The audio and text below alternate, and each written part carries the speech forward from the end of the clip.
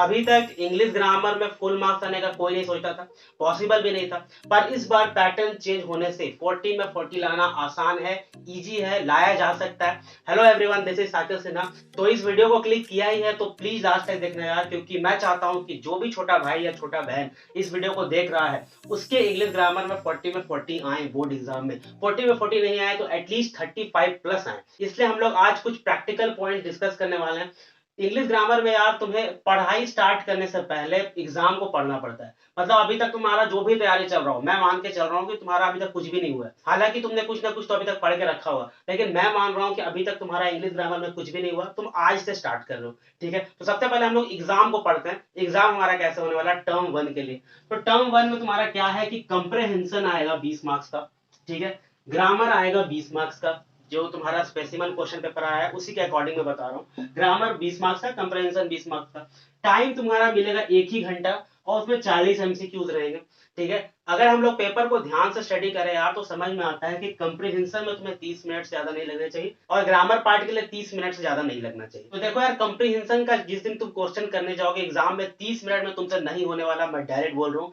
30 minute में नहीं होने वाला। क्यों नहीं होने वाला? अगर तुम प्रैक्टिस करके नहीं गए, अगर तुम पहले से प्रैक्टिस करके नहीं रखोगे तो तुम्हारा कंप्रीहेंशन 30 मिनट में नहीं होने वाला है, किसी से नहीं होगा यार। ठीक है, तुम्हें प्रैक्टिस करना पड़ेगा। क्यों? क्योंकि देखो यार, सबसे पहली बात तो ये है कि एग्जाम का प्रेशर होता है। ठीक है, जिस समय हम लोग एग्जाम दे रहे हैं एग्जाम का प्रेशर होता है और पहले से दिमाग में है कि 30 मिनट में कंप्लीट करना है। तो 30 मिनट में कंप्लीट करना हलवा नहीं है, किसी के लिए पॉसिबल नहीं है अगर वो पहले से प्रैक्टिस करके नहीं रखा है। तो तुम्हें आज से ही वीक में एटलीस्ट वीक में 5 बार वीक में 5 बार तुम्हें कंप्रेहेंशन का क्वेश्चन सॉल्व करने का प्रैक्टिस करना है। ठीक है, कंप्रेहेंशन का क्वेश्चन सॉल्व करने का प्रैक्टिस करना है अभी से 5 बार। देखो यार, अब 2 महीना से भी कम का समय बचा है और अगर तुम बाद में इस वीडियो को देख रहे हो तो और भी कम समय बचा है। तो बाद में देख रहे हो तो तुम्हें 5 बार से बढ़ाना पड़ेगा। तो वीक में 5 बार तुम्हें प्रैक्टिस करना है 30 मिनट्स के लिए।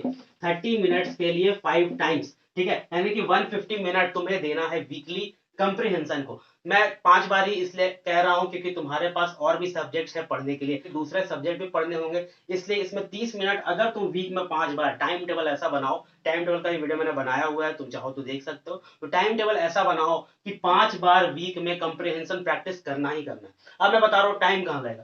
देखो यार, सबसे पहले बात तो तुम्हें पेपर मिलेगा तो तुम्हें कंप्रीहेंशन पूरा पढ़ना है।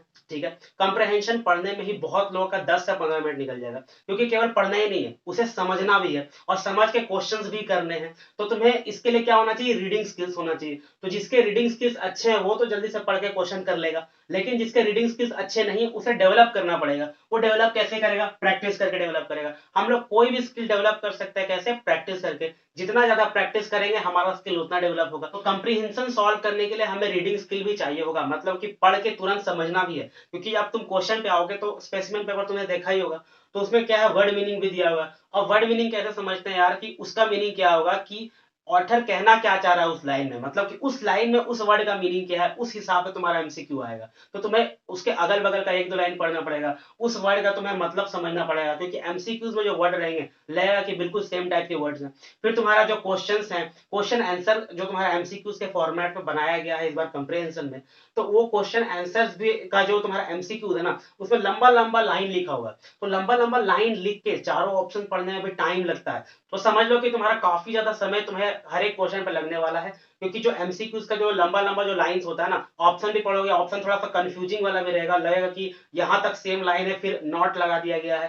ठीक है, तो उससे नेगेशन हो गया सेंटेंस का, सेंटेंस बदल गया है। तो अलग अलग सेंटेंस रहेंगे एमसीक्यूज में और काफी कंफ्यूजिंग एमसीक्यूज तुम्हारा होने वाला है। तो यार, बोलने में बहुत आसान लगता है कि 30 मिनट में करना है, कंप्लीट करके निकल जाना, या फिर तुम बोलोगे भैया ये क्या बोल रहे हो, केवल टिक करके ही तो निकलना है। देखो यार, ऐसा सोचना कि केवल टिक करके निकलना है, ठीक है, तुम पास तो हो जाओगे, नंबर ले आओगे, लेकिन तुम्हें अगर 40 में 40 चाहिए, 35 प्लस चाहिए, तो मैं तो यही कहूंगा यार कि तुम्हें प्रैक्टिस करना होगा। वीकली 5 टाइम्स करो। अब जो मेरी बातों को मानने वाला है वो रिजल्ट देखेगा अपना जिस समय एग्जाम होगा, और जो नहीं मानने वाला केवल ये सोच के रहेगा कि भैया केवल टिक ही तो करना है, क्यों इतना करना है, दूसरे सब्जेक्ट पे फोकस करते हैं, मैथ पे फोकस करते हैं, फिजिक्स पे फोकस करते हैं, न्यूमेरिकल पे फोकस करते हैं। नहीं, तुम्हें सारे सब्जेक्ट पे इक्वली फोकस करना चाहिए, क्योंकि सारे सब्जेक्ट का नंबर तुम्हारा वही है, 40 नंबर, ये 40 नंबर ही सभी में लाना है। तो अगर तुम्हें परसेंटेज ज्यादा चाहिए तो सभी सब्जेक्ट पे तुम्हें फोकस करना पड़ेगा। ठीक है, तो मैं तो कहूंगा कि इंग्लिश में 5 टाइम्स तुम्हें वीकली करना है कंप्रीहेंशन, क्योंकि इंग्लिश पे यार देखो हम लोग ज्यादा टाइम देते नहीं है। मैं भी जब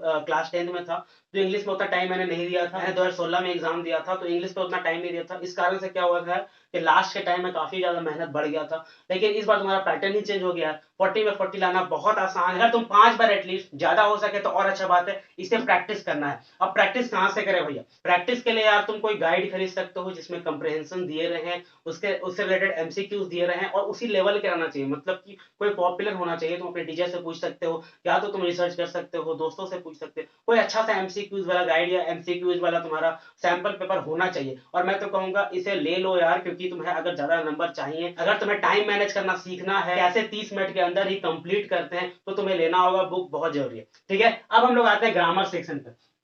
तो देखो यार, कंप्रीहेंशन सेक्शन का भी क्या है कि कम से कम पढ़ के तो आंसर तुम्हें मिल जाता है।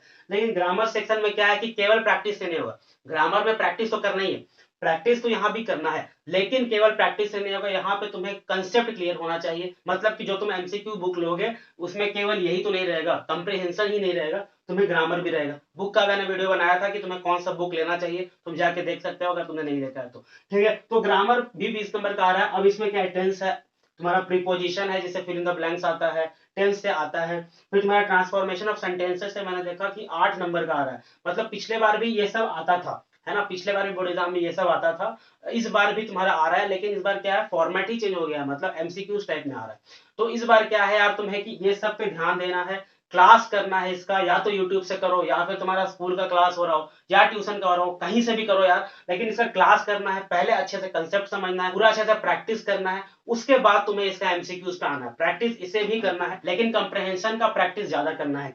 ठीक है, तो इसके लिए क्या है यार कि तुम्हें टेंस बहुत अच्छे से आना चाहिए, प्रीपोजिशन का क्लास कर लेना, ट्रांसफॉर्मेशन ऑफ सेंटेंसेस में डायरेक्ट इनडायरेक्ट होता है, एक्टिव पैसिव होता है, फिर नाइदर नॉर का यूज होता है, फिर डिग्री ऑफ सेंटेंसेस होता है। तो ट्रांसफॉर्मेशन ऑफ सेंटेंस का भी तुम्हारा सिलेबस एक बार तुम देख लेना कि क्या क्या है, उस हिसाब से तुम्हें हर एक के लिए पर्टिकुलर क्लास करना होगा और हर एक के लिए तुम्हें पर्टिकुलर प्रैक्टिस करना होगा। ठीक है, क्योंकि 8 नंबर है और 8 नंबर कम नहीं होते हैं, इसे बिल्कुल नहीं छोड़ना। मैं तो कहूंगा कि जो तुम बुक लोगे उसका क्वेश्चन तुम बाद में बनाना, पहले तुम्हें उसका अच्छे से क्लास कर लेना, पूरा समझ लेना कि वो चैप्टर में है क्या। ठीक है, पूरा ट्रिक समझ लेना कि किस तरह से सेंटेंस चेंज होता है। एक ही सेंटेंस को बिना मीनिंग चेंज किए हम लोग सेंटेंस चेंज कैसे कर सकते हैं, बस इसी पे तुम्हारा क्वेश्चन आएगा। तो आई होप कि मेरे सजेशन तुम्हें बहुत अच्छे लगे होंगे, और अगर अच्छा लगा है तो इस वीडियो को ज्यादा से ज्यादा अपने दोस्तों तक पहुंचा दो, और अगर चैनल पर नए हो तो चैनल को सब्सक्राइब कर दो। और अगर कोई भी डाउट रहे तो तुम कमेंट सेक्शन में पूछ सकते हो। एमसीक्यू सीरीज अगर तुम्हें चाहिए तो तुम मेरे चैनल पर जा सकते हो, मैंने प्लेलिस्ट बना दिया है, काफी सारे एमसीक्यूज मैंने अपलोड किए हुए हैं बहुत सारे सब्जेक्ट पे,